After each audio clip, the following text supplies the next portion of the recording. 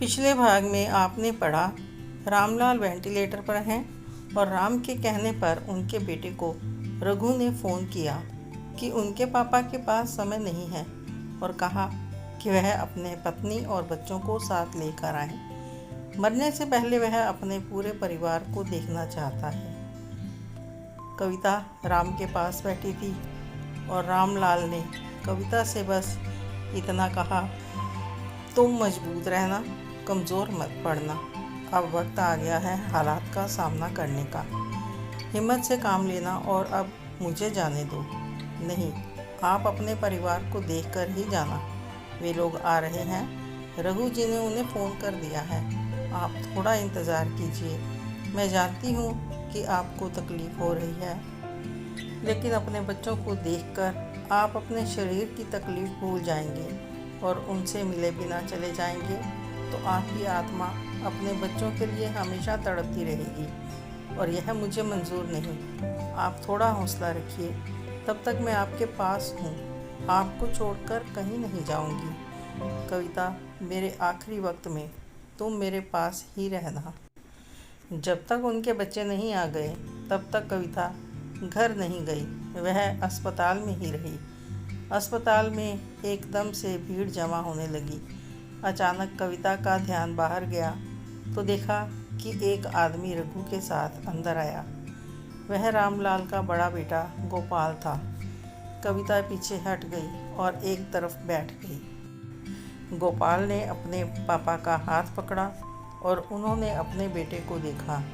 फिर छोटा बेटा मदन और दोनों बहुएं भी आ गई और पीछे पीछे दोनों पोते और दोनों पोतियां भी आ गई।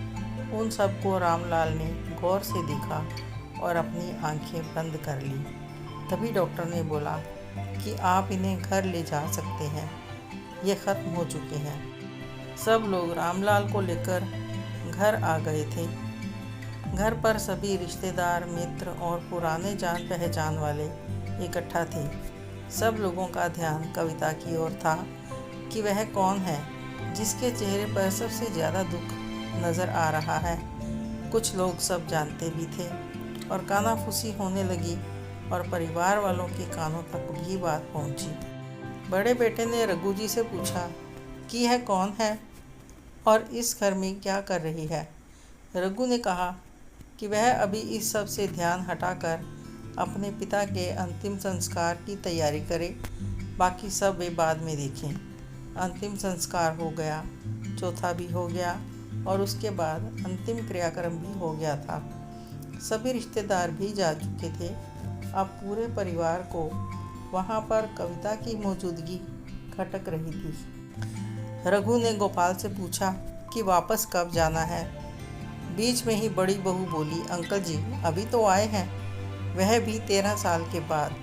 आप जानते हैं कि अभी तो हमें बहुत काम करने हैं। कम से कम महीना भर तो हमें यहाँ रहना पड़ेगा। लेकिन बहू, महीना भर यहाँ रहकर क्या करोगे? पापा जी तो नहीं रहे, इस घर का भी तो कुछ करना है।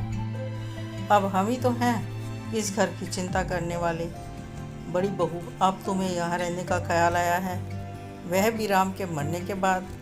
वैसे भी अब तुम्हारे यहाँ रुकने की कोई वजह नहीं है। कैसे नहीं है?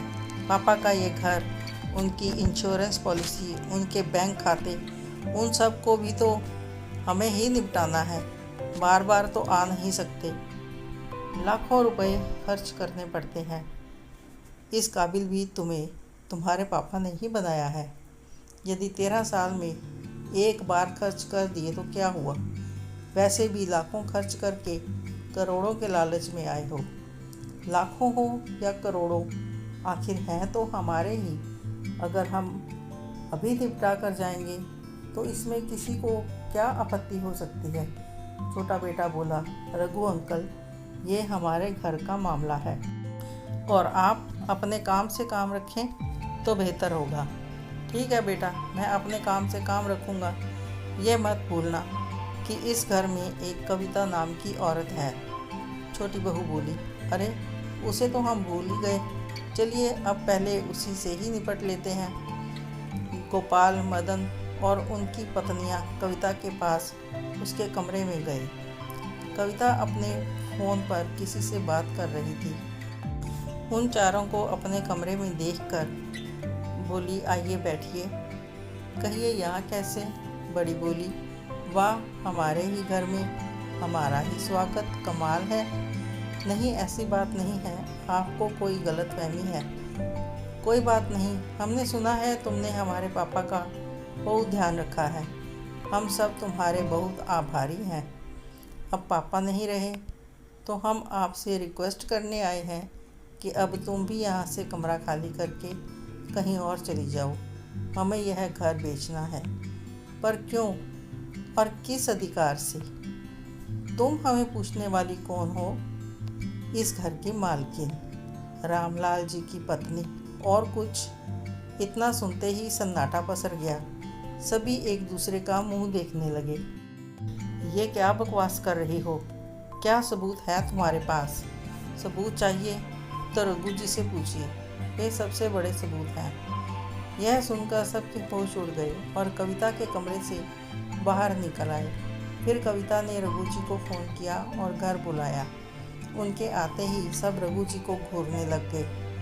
रघु बोले, क्या हुआ कविता, मुझे क्यों बुलाया? सर, आपको इन लोगों के कारण बुलाया है। ये सब आपको बुलाना चाहते थे, लेकिन किस मुंह से बुलाते? आपको बेइज्जत करके निकाल चुके थे, लेकिन मैंने इनका काम आसान कर दिया। तभी दोनों भाई एक एक करके बोलने लगे, अंकल, ये औरत अपने आप को हमारे पापा की पत्नी बता रही है। क्यों? क्योंकि ये सच है। तुम्हारे पापा ने इसके साथ कोर्ट मैरिज की थी। लेकिन पापा को इस उम्र में ऐसी क्या मजबूरी थी कि उन्हें अपने से आधी उम्र की औरत से शादी करनी पड़ी, जबकि उनका खुद का इतना बड़ा परिवार हो। तुम बताओ कि इतना बड़ा परिवार उसके किस काम का था, जो घर बार छोड़कर, बाप को भूलकर अपनी ही दुनिया में मस्त हो। बताओ, पिछले 13 साल से किसी को भी ध्यान आया कि एक बार तो आकर अपने बाप की सुध लें? 13 साल पहले अपनी माँ की मौत हो जाने पर आए थे। उसके बाद चाहिए तो ये था कि कम से कम 2 साल में कोई एक बेटा या बहू आते, 10-15 दिन रुकते या फिर बाप को साथ ही ले जाते, कुछ महीनों के लिए ही सही। लेकिन नहीं, आना या ले जाना तो दूर की बात थी, उसकी बीमारी तक तो किसी को दिखी नहीं। ये लड़की 31 साल की थी जब इस घर में पीजी बनकर आई थी, जो नौकरी करती थी। 3 दिन बाद ही राम की तबीयत बिगड़ी तो ये उसे अस्पताल ले गए। 4 दिन तक तो वह अस्पताल में भर्ती था और ये लड़की ऑफिस नहीं जा सकी और नौकरी से निकाल दी गई। जब भी इसका नौकरी का संयोग बनता, राम को बीमारी के कारण अक्सर अस्पताल जाना पड़ता था और इसने अपनी नौकरी की परवाह ना करके इंसानियत के नाते राम की देखभाल की। भूल गई थी सब कुछ कि वह क्या लगती है राम की। कई बार तुम्हारा बाप मरते मरते बचा था और हर बार कविता ने देखभाल करके उसकी जान बचाई। राम तो यूं ही सब कुछ कविता के नाम पर कर देना चाहता था, लेकिन मैंने ही राम से कहा था कि वह कविता के साथ कोई रिश्ता बनाए, फिर वह अपनी संपत्ति उसके नाम करे। उसे मेरी बात समझ में आ गई। उसने कविता के सामने शादी का प्रस्ताव रखा, लेकिन कविता ने मना कर दिया। परंतु मैंने समझाया कि यह सिर्फ एक कागजी कार्रवाई की शादी है। तभी वह मानी। पिछले 8 सालों से वह पूरी तरह से राम की सेवा करती आई है। ये नहीं होती तो तुम्हारे पापा 8 साल पहले ही भगवान को प्यारे हो गए थे। पर तुम लोगों को क्या फ़र्क पड़ता था? तुम्हारे लिए तो वह 13 साल पहले ही मर गए थे। बड़ी बहू बोली, अंकल जी, आप फिक्र मत कीजिए, इस कविता से तो मैं निपट लूँगी। इसकी चुटिया पकड़कर बाहर निकालना मेरे लिए कोई बड़ी बात नहीं। बहू रानी, इतना आसान नहीं है किसी की चोटी को हाथ लगाना। थोड़ा विवेक से काम लो। आपको इतना बुरा क्यों लग रहा है? आपसे तो मैंने कुछ कहा नहीं। तभी छोटी बहू बोली, बुरा क्यों नहीं लगेगा? आखिर कविता जवान है। छोटी बहू, जुबान को लगाम दो, ऐसे ही किसी के लिए कुछ भी नहीं कहना चाहिए। गोपाल मदन, अपनी पत्नियों को काबू में रखो। अंकल, गलत क्या कहा? संपत्ति हमारे पापा की है। ये कौन होती है हक जताने वाली? हम केस करेंगे और इसे घर से बाहर करेंगे। अपना समय बर्बाद करोगे, क्योंकि सब कुछ कानूनी रूप से किया गया है। सब कुछ तुम्हारे हाथों से जा चुका है। कुछ भी करने का कोई फ़ायदा नहीं है और मैं कविता के साथ हूँ। सब लोग परेशान हो गए थे कि क्या करें। गोपाल ने अपने पिता के वकील को फ़ोन किया और कहा कि वह अपने पापा की वसीयत देखना चाहते हैं। अगले दिन सुबह ही वकील आ गया और उसने वसीयत के कागज़ निकाले और कहा कि वसीयत पढ़ते हुए किसी को साथ में बुलाना चाहते हैं तो बुला लें, लेकिन उन्होंने मना कर दिया। वकील ने वसीयत पढ़कर सुना दी, जिसमें साफ साफ लिखा था कि हर चीज़ की मालकिन कविता है और उस पर रघु जी ने भी अपने हस्ताक्षर किए थे। वकील साहब वसीयत पढ़ने के बाद वहाँ से चले गए और वहाँ एक सन्नाटा छोड़ गए। अब सब बेबस थे, कुछ नहीं कर सकते थे। तभी कविता भीतर आई और सब लोग।